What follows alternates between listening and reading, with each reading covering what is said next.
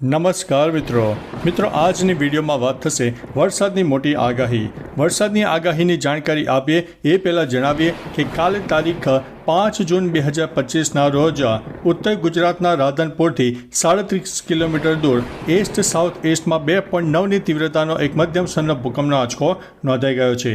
મિત્રો મહત્વનું છે જે ગત 2-3 દિવસમાં પાકિસ્તાનમાં પણ જોરદાર ભૂકંપના આંચકા આવી રહ્યા છે અને હવે જ્યારે પાકિસ્તાન એ આપણો પાડોશી દેશ છે ત્યારે ભૂકંપે અત્યારે ચિંતા પણ વધારી દીધી છે.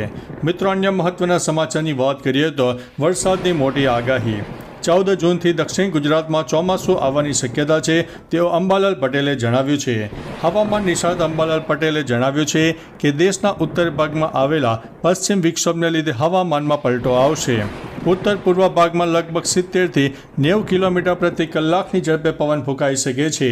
કોઈક ભાગમાં 20થી 100 મિલીમીટર જેટલો વરસાદ થઈ શકે છે.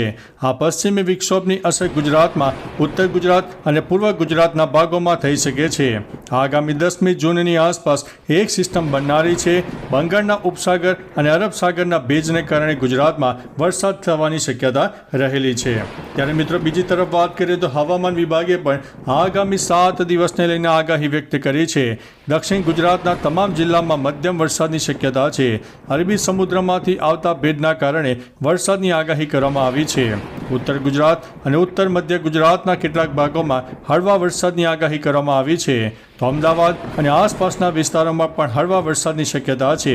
જ્યારે પવનની દિશા દક્ષિણ પશ્ચિમથી પશ્ચિમ તરફની રહેવાની છે.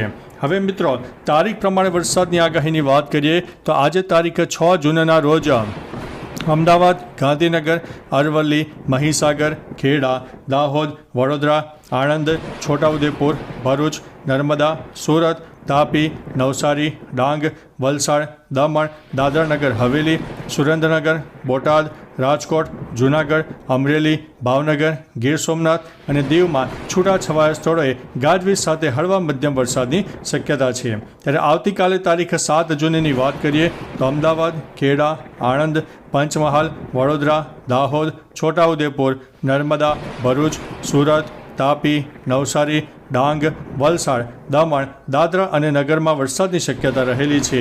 આગામી તારીખ 8 જૂનની પણ વાત કરીએ તો અમરેલી, ભાવનગર, નર્મદા, સુરત, તાપી, નવસારી, ડાંગ, વલસાડ, દમણ, દાદરા નગર હવેલીમાં છૂટાછવાયા સ્થળોએ ગાજવીજ સાથે હળવાથી મધ્યમ વરસાદ થઈ શકે છે. ત્યારે મિત્રો 9 જૂનની વાત કરીએ તો 9 જૂનના રોજ પણ દક્ષિણ ગુજરાત અને સૌરાષ્ટ્રના કોઈ ભાગમાં વરસાદની શક્યતા છે. ત્યારે 10 જૂનની વાત